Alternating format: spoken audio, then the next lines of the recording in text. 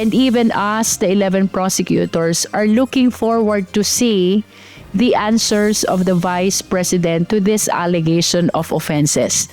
Direkta at naayong sagot sa mga aligasyon. Ito ang inaasahan ng House Prosecution Panel mula kay Vice President Sara Duterte sa pagsusumite niya ng kanyang formal answer sa 4 na articles of impeachment. Ang gusto po sana natin, answer which respond directly, totoong tumutugon sa mga aligasyon na nilalaman ng articles of impeachment. And we believe na maging ang taong bayan ay matagal nang hinihintay ang kasagutan ng Vice Presidente. Ganito rin ang nais mangyari ng makabayan lawmakers. Anila dapat igalang ni VP Duterte ang impeachment process sa pamamagitan ng akmang pagsagot sa mabigat na aligasyon laban sa kanya. Matagal na niya sinasabi, sasagot daw siya, haharapin niya sa tamang venue.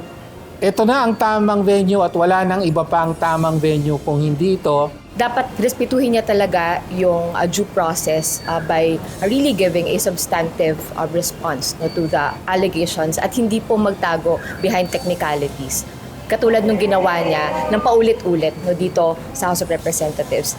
Handa rin naman ang House Prosecution Panel na sagutin ang anumang tugon ni VP Sara sa articles of impeachment laban sa kanya.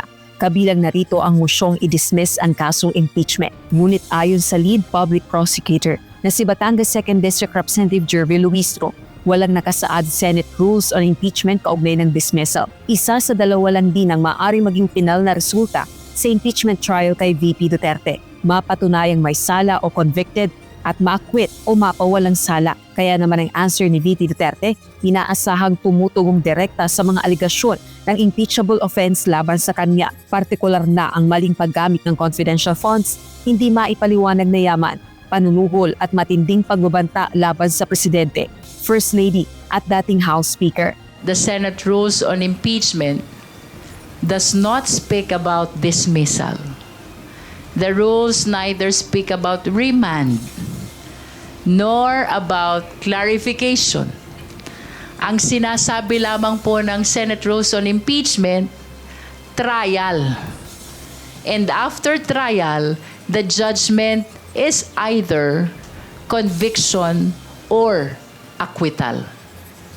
So to your question, kung may motion to dismiss or if the allegations are tantamount to a motion to dismiss, we will definitely oppose that.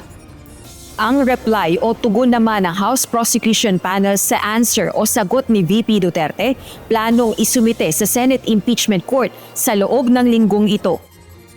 Umaasa naman si House Deputy Speaker at Bacolod City Representative Albi Benitez na magkakaroon ng maayos na impeachment trial si VP Duterte.